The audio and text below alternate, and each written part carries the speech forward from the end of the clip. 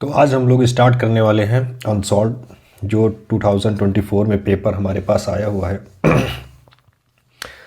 ये हमारा 2024 का पेपर है, सेट नंबर है 7 IB।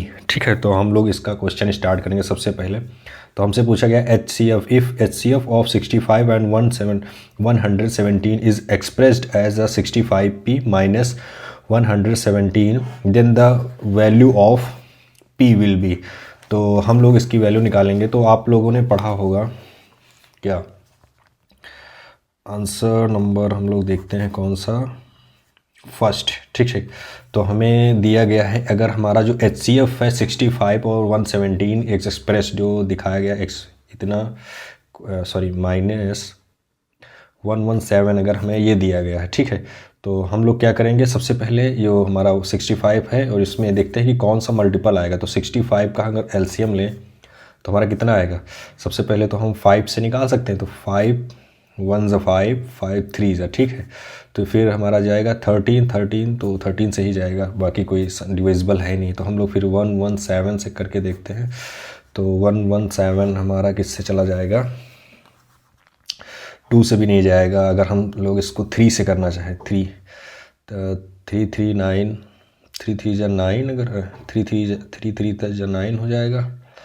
ठीक है, फिर उसके बाद में आपका जाएगा ये 3 3 ज़ा 9, बचा यहाँ 2 तो 17 3 कितना जाएगा,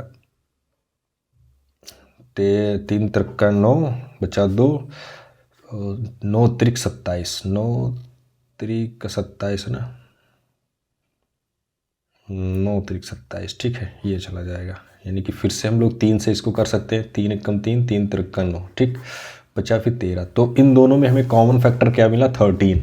ठीक है, दोनों में कॉमन फैक्टर हमें मिला 13। तो हम लोग लिख देंगे इसको क्या, 65P माइनस 117 इक्वल टू 13।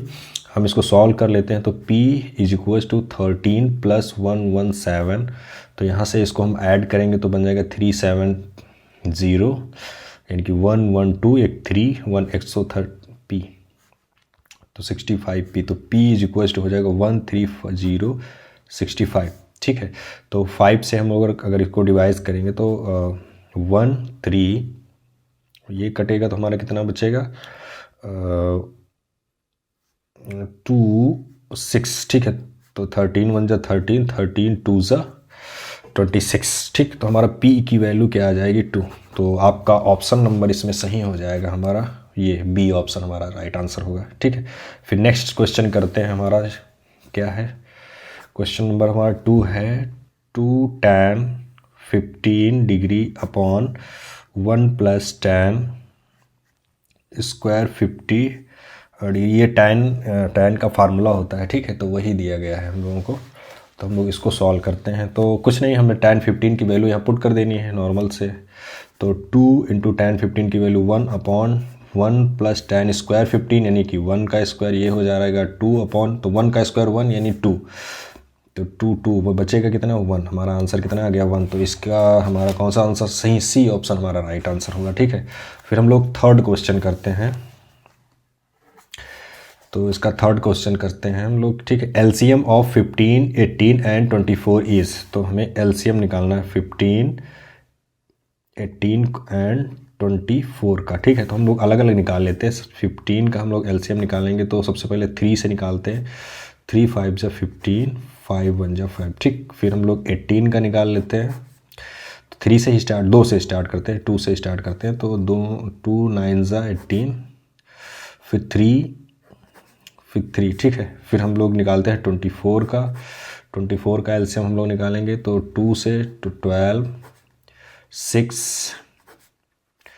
3 और ये 3। ठीक है, तो हम लोग सबसे पहले कॉमन देख लेते हैं। ये 1 2 3, तो 3 कॉमन मिल गया। ठीक है, 5, अब कुछ तो बचा नहीं, 2 बचा, 2 लिख लेते हैं। ठीक है, फिर हमारे पास जो बची वैल्यूज़ हैं उनको हम डायरेक्टली लिख लेंगे। तो ठीक है, तो 5 लिख लिया डायरेक्ट, यहाँ से 3 बचा, यहाँ से 1 2 1 2 2 बचे।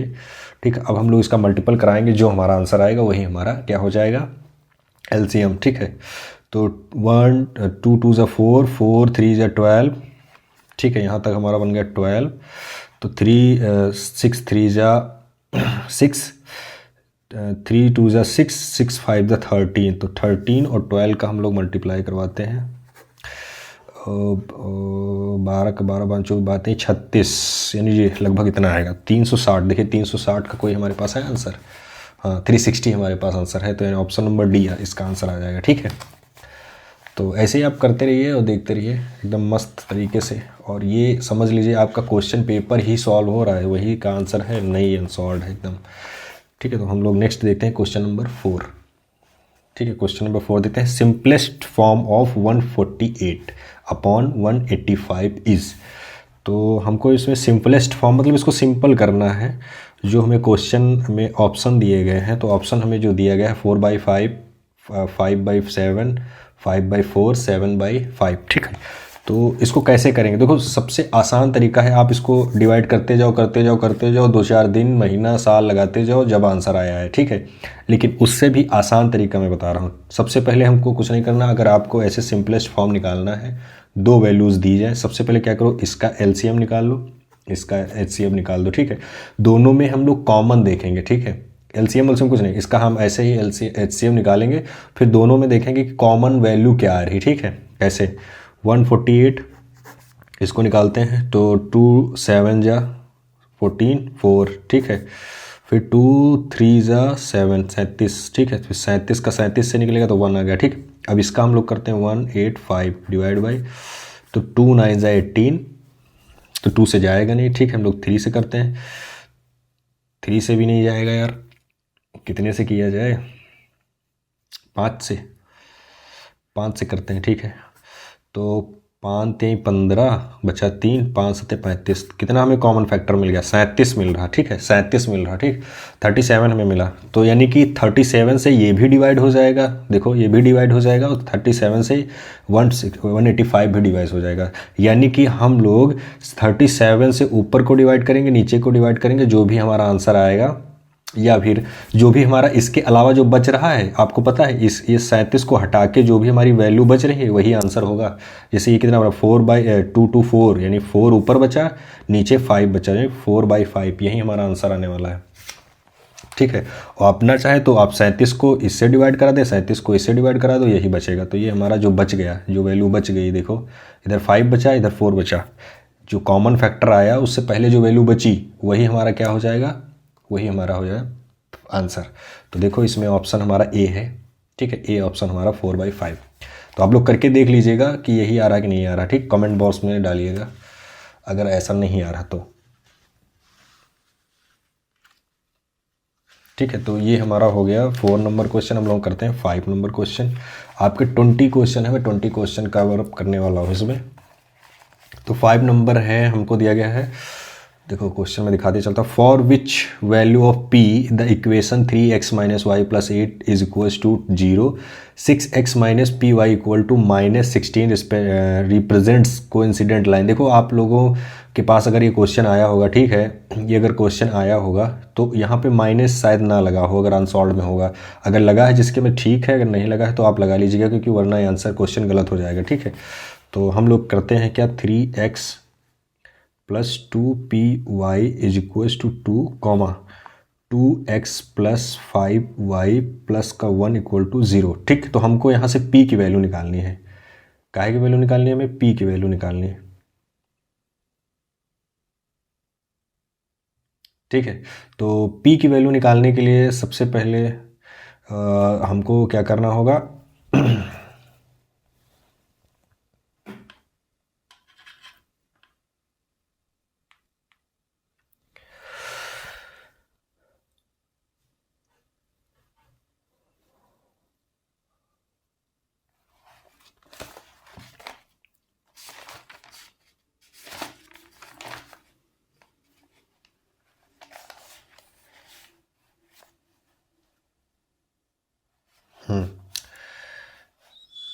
सॉरी हम लोगों ने कुछ क्वेश्चन गलत लिख लिया, ये गलत हो गया, गलत हो गया। हमारी इक्वेशन है 3x minus y plus 8 equal to 0, 6x minus p y equal to -16, ये हमारी इक्वेशन है। तो ये हमारी इक्वेशन होने वाली है, ठीक है। इसमें हमें p की वैल्यू निकालनी है। तो हम लोग इसमें एक वर्ड दिया गया है कोइंसिडेंट, ठीक है, कोइंसिडेंट। तो कोइंसिडेंट अगर आपको कहीं टर्म मिलता है तो इसका मतलब क्या होता है कि अगर कोई आपकी वैल्यू इक्वेशन ऐसे लिखी है, दो इक्वेशन, जैसे a1x1 plus b1y1 plus c1 equal to 0, फिर ये हो जाएगा a2x2 plus b2y2 plus c2 equal to 0। लेकिन अब आप लोग देख लीजिए कि हमारा जो c2 है इसके बराबर नहीं है, ये बराबर के दूसरी तरफ है, इसको हमको बराबर के इधर लाना होगा। तो हम इसको ऐसे लिखेंगे 6x1 minus p Y minus किसी का हो जाएगा प्लस 16 इक्वल टू 0। अब देखो इक्वल हो गए ना, तो हम लोग यहाँ से जो हमारे फैक्टर्स हैं उसको निकाल लेंगे। तो a1 इक्वल टू हमारा हो जाएगा 3, b1 इक्वल टू हो जाएगा -1, इसके आगे जो कुछ नहीं हो तो -1, ठीक है, क्योंकि माइनस लगा है, और कॉमा c1 इक्वल टू हो जाएगा 8। तो यही तरह a2 बराबर 6,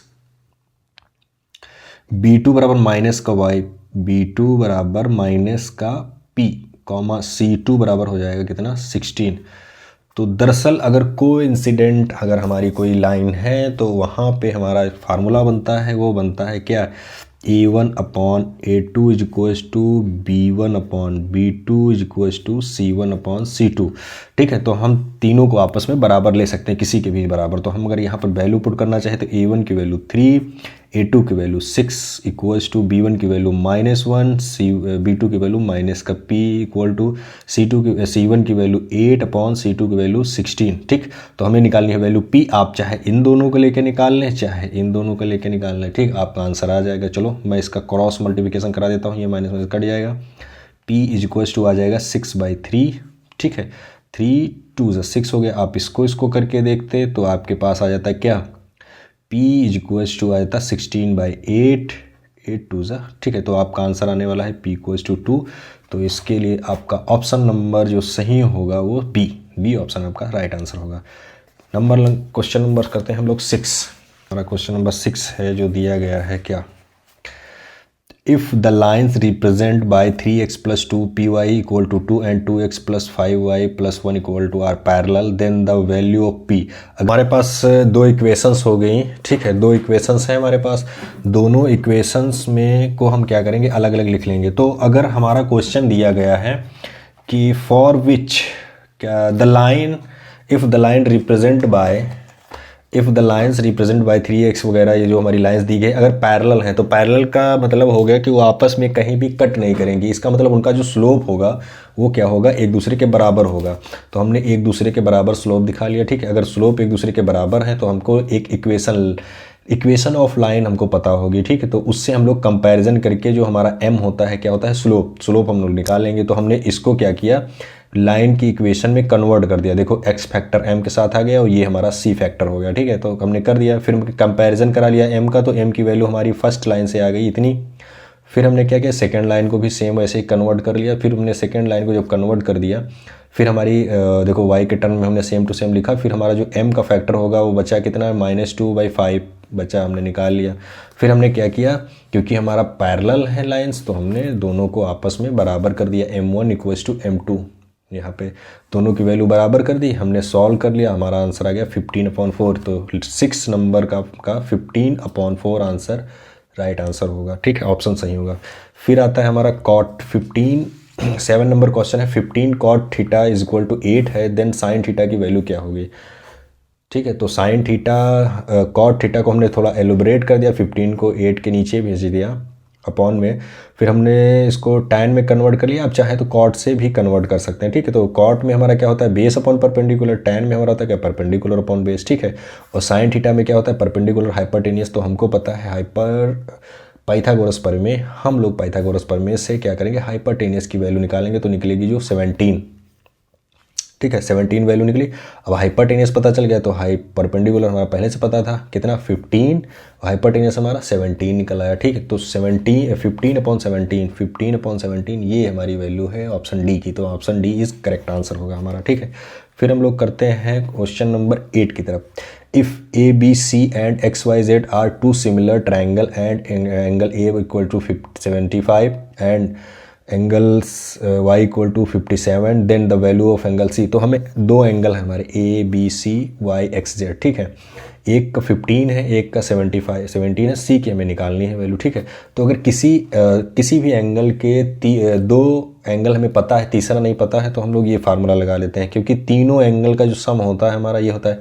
क्योंकि y हम इसलिए यहाँ रख सकते हैं क्योंकि हमारा दूसरा वाला एंगल क्या है, सिमिलर है। इसमें क्वेश्चन में देगा सिमिलर ट्रायंगल है ना, तो हम लोग मान सकते हैं ना कि उनके एंगल सेम होंगे, डिस्टेंस जो हमारी साइड्स होंगी वो भी सेम होंगी क्योंकि सिमिलर एंगल है, तो हम मान लेते हैं, ठीक है। तो हमने क्या किया, तीन एंगल हमें दो एंगल पता थे, तीसरे का मान निकालना था, हमने रख दिया। तो 180 से हमने माइनस करवाया, हमारा आ गया 48 डिग्री, ठीक है। तो यानी कि 48 हमारा जो होगा वो आंसर होगा। फिर हम उगाते हैं 9 नंबर क्वेश्चन पे, ठीक है। 9 नंबर क्वेश्चन में दिया गया है क्या, the distance of the point m -3,4 from the origin. तो फ्रॉम द ओरिजिन पे हमारी जो पॉइंट्स होते हैं वो क्या होते हैं, 0,0 होते हैं, ठीक है। तो हमें डिस्टेंस का फार्मूला पता था, 2 पॉइंट्स के बीच बिटवीन में, मतलब 2 पॉइंट्स के मिडिल की जो हमें डिस्टेंस निकालनी होती है, बीच की डिस्टेंस निकालनी होती है, उसका फार्मूला होता है x2 - x1 का whole up square plus y2 - y1 का whole up square under root के अंदर पूरा, ठीक है। हम लोग क्या करेंगे, x1 x2 आप इसको या फिर जो भी जिसको भी जिस पॉइंट को भी आप पहला मानना चाहें, x1 मानना चाहें, x2 मानना चाहें, मान के आप रख दीजिए फार्मूला, ठीक है। आप चाहें तो x1 y1 x2 y2 माने, या फिर x2 y2 x1 y2 माने, x1 y1 मांगे, जो भी आप मानना चाहें, फर्स्ट सेकंड पॉइंट आप रख के सॉल्व कर लीजिए। आपका आंसर कितना आ जाएगा, 5D, यानी D5 की वैल्यू हमारी कितनी है, ये देखो, ए ऑप्शन इसका भी सही हो जाएगा 9 का। फिर हम लोग तो क्वेश्चन नंबर 10 हम लोग सबसे पहले रीड करते हैं। The coordinate of the mid point of the line segment made by joining और द पॉइंट 2 -2,6 एंड -2,10 आर। तो इसमें बता रहा है कि आपको दो पॉइंट्स दिए गए हैं जिनसे ज्वाइन करके एक लाइन बनाई जाती है, तो उस लाइन का मिड पॉइंट क्या होगा, ठीक है। तो हमने क्या किया, हमारा जो क्वेश्चन नंबर हमारा क्या था, 10, ठीक है। क्वेश्चन नंबर 10 था हमारा, तो इसमें हमको ऐड करके दो पॉइंट दिए गए, तो एक मतलब एक लाइन बनाई गई, ठीक है। ये लाइन कोई लाइन है, तो इसके एक पॉइंट दिया है -2,6, दूसरा पॉइंट है -2,10, ठीक है। तो ये हमें दो पॉइंट दिया। अब इसका मिड पॉइंट हमें निकालना है, तो for the finding mid point, तो मिड पॉइंट के लिए हमें जो मिड पॉइंट्स निकालने के लिए जो हमारा फार्मूला होता है वो होता है x इक्वल टू क्या होता है, x1 + x2/2। y का फार्मूला क्या होता है, y1 + y2/2। तो आप लोग ये फार्मूले कहीं नोट करके रख लें और याद कर लें, ठीक है। अपनी तरफ से पॉइंट बना के आप सवाल लगा सकते हैं, मतलब क्वेश्चन लगाएं, ताकि आपको ये याद रहे, ठीक है। तो मिड पॉइंट निकालने के लिए, कोई भी पॉइंट निकालने के लिए आप इस फार्मूले का यूज़ कर सकते हैं, ठीक है। लेकिन आपको दो पॉइंट्स पते होने चाहिए। तो हम लोग निकालते हैं, चलिए। x इक्वल टू हमारा ये x1 y1 x2 y2 मान लेते हैं, ठीक है। हो गया ना हमारा x1 y1। तो हम लोग क्या करें, x1 की वैल्यू हमारी क्या है, -2, x2 की वैल्यू है -2/2। सॉल्व करेंगे तो माइनस माइनस प्लस हो जाएगा, तो बचेगा हमारा 4 -4/2, डिवाइड कर दिया तो -2 आ गया हमारा आंसर, ठीक है। तो एक हमारा x की वैल्यू हमारी कितनी आ गई, y -2, y इक्वल्स टू क्या हो जाएगा, 6 + 10/2 इक्वल्स टू 16/2, काट देंगे तो बचेगा 8। तो यानी हमारा -2,8 पॉइंट आ गया। मिड पॉइंट हमारा क्या है, -2,8। तो -2,8 हमारा फर्स्ट ही ऑप्शन है, आंसर सही हो जाएगा।